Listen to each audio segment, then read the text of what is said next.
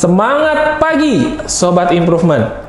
Di dalam kehidupan, pasti tidak akan terlepas dari aktivitas yang namanya negosiasi. Disadari atau tidak, Sobat Improvement pasti bernegosiasi sepanjang hari. Misalnya dengan rekan kerja, teman, tetangga, pasangan, bahkan dengan anak-anak Anda. Setiap kali Sobat Improvement meminta seseorang untuk mengatakan iya, atau tawar-menawar untuk sebuah keuntungan, maka Anda sedang bernegosiasi. Jadi dapat disimpulkan, negosiasi adalah cara untuk mendapatkan apa yang kita inginkan di dalam kehidupan, baik pekerjaan maupun personal. Tujuannya adalah untuk mencapai kesepakatan yang berhasil untuk semua pihak yang terlibat. Nah, dalam video kali ini saya akan merangkum 6 hal penting dalam negosiasi. Yang pertama, preparation atau tahap persiapan. Lalu yang kedua ada set limit and goals. Tentukan batasan dan goals dari proses negosiasi Anda. Yang ketiga, crystal clear, alias menerapkan komunikasi yang baik. Yang keempat, mengenai listen, bagaimana seorang negosiator menjadi pendengar yang baik. Kelima, pause, ketahui kapan kita harus jeda. Dan yang terakhir, close the deal, kapan kita harus menutup negosiasi yang akan kita lakukan. Yuk kita simak satu persatu. Hal pertama adalah tahap persiapan. Untuk mencapai kesuksesan, persiapan yang matang merupakan landasan dari negosiasi. Jika kita tidak memiliki tahap persiapan yang baik, maka kita tidak akan siap untuk sebuah negosiasi. Sobat Improvement harus membiasakan diri memiliki persiapan yang baik sebelum meluncur ke medan perang negosiasi. Satu hal penting yang perlu dipahami dalam persiapan adalah melakukan research sebelum bernegosiasi. Kita harus melakukan riset dalam 3 hal, yaitu yang pertama, kita harus pahami diri kita sendiri. Kita harus pelajari dan mengerti mengenai keinginan dan kebutuhan dari sebuah negosiasi. Menyadari kekuatan dan kelemahan serta memiliki pemahaman yang jelas tentang apa yang ingin kita kejar akan secara signifikan meningkatkan kepercayaan diri, kinerja, dan peluang kita untuk sukses. Oleh karenanya, penting untuk mengenali diri kita sendiri. Yang kedua, ketahuilah siapa rekan atau lawan kita sebelum melakukan proses negosiasi. Usahakan kita dapat menggali data lawan kita, mulai dari background pekerjaannya, posisi saat ini dalam perusahaannya, track recordnya, bahkan hingga hobi dari lawan kita. Kita dapat mencarinya secara online berdasarkan nama misalnya, ataupun mungkin bertanya kepada kenalan kita.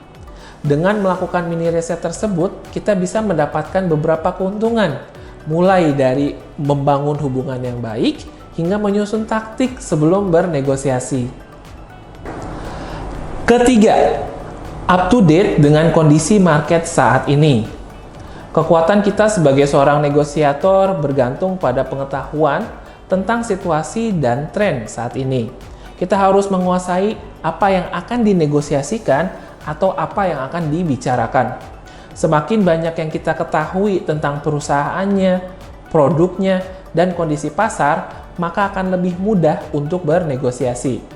Kenalilah siapa pemainnya, mengetahui berita terkini hingga mempelajari proses bisnis dari industri tersebut. Lakukan apa yang memang dibutuhkan untuk menjadi yang terpintar di medan perang. Namun, tetap jangan sungkan untuk bertanya, bahkan di tengah-tengah negosiasi. Mengajukan pertanyaan menunjukkan bahwa kita tertarik dan tentunya mau belajar.